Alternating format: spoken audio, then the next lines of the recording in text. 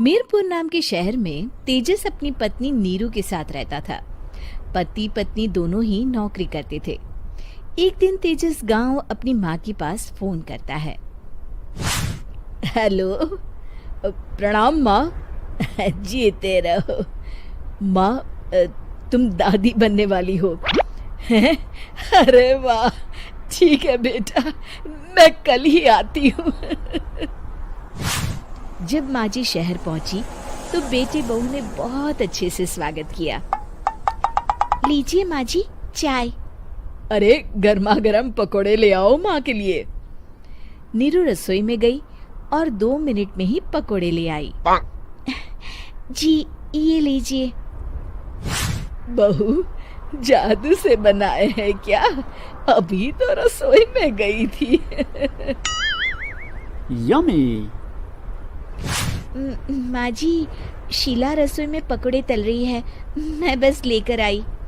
हे भगवान, मेरा धर्म भ्रष्ट कर दिया तूने। अब तो गंगा जल से शुद्धिकरण करना होगा। दूसरे दिन, माँ जी मैंने नाश्ता बना दिया है, ऑफिस जा रही हूँ। पर अभी तो घर का सारा काम पड़ा है। शीला आती ही होगी, झाड़ू पोछा बर्तन कपड़े वो सब कर लेगी। हमारे जमाने में घर का सारा काम हम ही करते थे। जी माँ जी, आप बहुत होशियार हैं, मैं घर ऑफिस दोनों नहीं संभाल पाती। तो जरूरत क्या है घर से बाहर जाकर चाकरी करने की? वैसे भी घर का काम खुद करने से घर में बरकत आती है, समझी? पर माँ जी। पर वर कुछ नहीं, इस महीने की पगार मिले फिर ऑफिस बंद है। हाँ। रात को नीरू तेजस से कहती है, सुनिए जी, माँ जी बोल रही थी कि मैं नौकरी छोड़ दूं। वैसे ठीक ही तो है, अभी तुम्हें आराम की जरूरत है। फिर भी आराम कहाँ, शीला को छुड़ाने के लिए बोल रही थी। तो अब 24 घंटे में इतना काम तो कर ही सकती हो। पर जॉब पसंद है मुझे, घर पर मन नहीं लगेगा। अगले दिन जब दोनों ऑफिस के लिए निकल रहे थे, मेरी तो कोई कीमत ही नहीं है इस घर में। माँ जी, आजकल महंगाई बहुत है, रहन सहन भी बदल गया है, दोनों नौकरी करते हैं तभी ठीक रहता है। अच्छा, तू कहना क्या चाहती है? मेरा बेटा तुझे बिठा के खिला नहीं सकता? तू ही इस घर का खर्च चला रही है, हैं?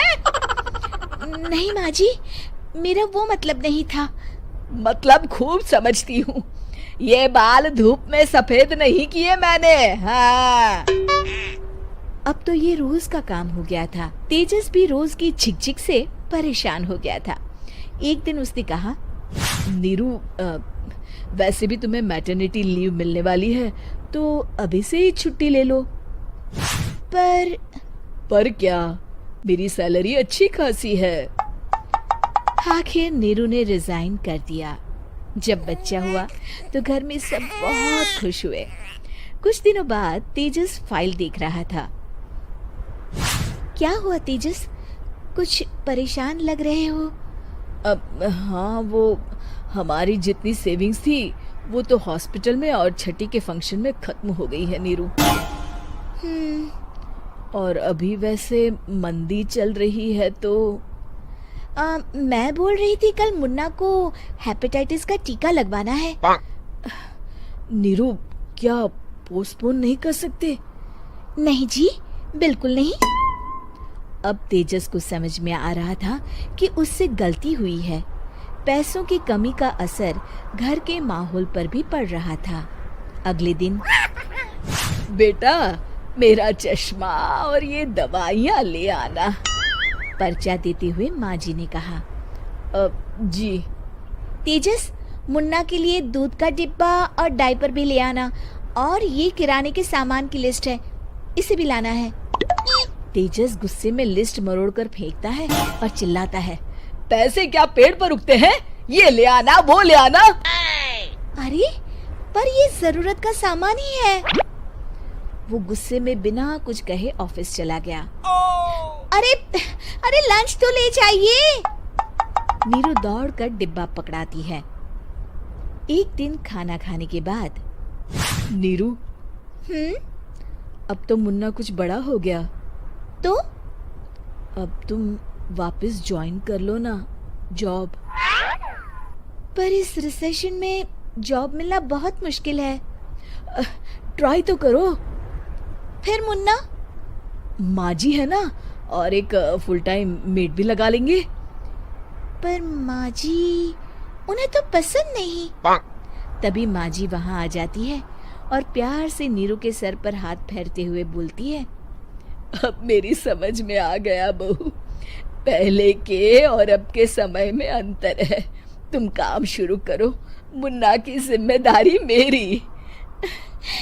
मेरी प्यारी माँ जी, ये कहकर नीरू उनके गले लग गई। शिक्षा, परिवर्तन संसार का नियम है, हमें भी समय के साथ चलना चाहिए। उम्मीद है कि आपको हमारी ये कहानी पसंद आई होगी। कृपया हमारे चैनल को सब्सक्राइब करें और सभी अपडेट्स के लिए बेल आइकन जरूर क्लिक करें। और हाँ, वीडियो लाइक और शेयर करना मत भूलिएगा। Bye bye.